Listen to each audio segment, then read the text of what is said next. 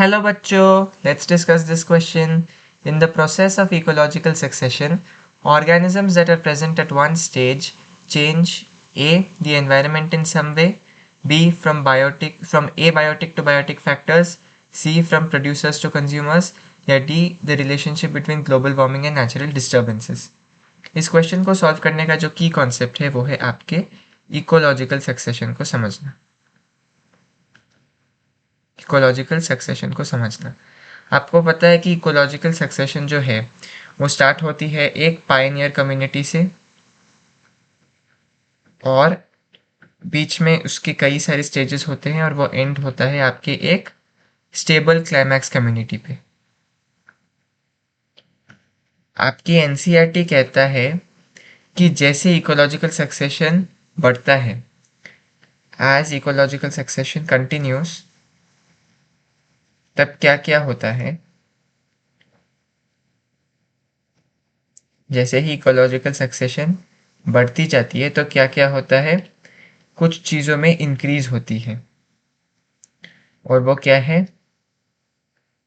Number of organisms उसमें increase होती है, बायोडाइवर्सिटी में इंक्रीज होती है, प्रोडक्टिविटी में इंक्रीज होती है,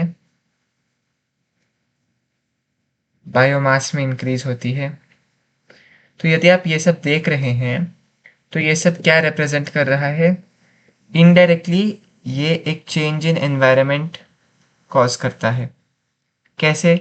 जैसे ही ऑर्गेनिजम्स बढ़ेंगे तो जो एनवायरनमेंट है उसके रिसोर्सेज और जल्दी यूज़ हो सकते हैं। जैसे ही बायोडाइवर्सिटी बढ़ेगा, जैसे कि ज़्यादा दूसरे टाइप्स के एनिमल्स आने लगेंगे उस जगह पे, प्लांट्स होने के कारण जब एनिमल्स आने लगेंगे तब एनवायरनमेंट चेंज होने लगेगा।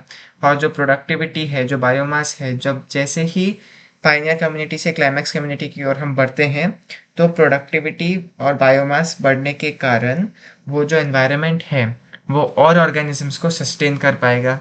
तो इसीलिए हम कहते हैं कि जो ये सारे इंक्रीज है, increase number of organisms, biodiversity, productivity और बायोमास, ये सारे लीड करते हैं चेंज इन एनवायरनमेंट की ओर।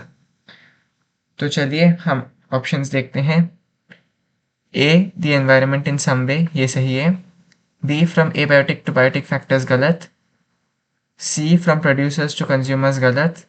D, the relationship between global warming and natural disturbance, भी गलत। So the correct option to this question is option A, the environment in some way. Hope you have understood it well. All the best.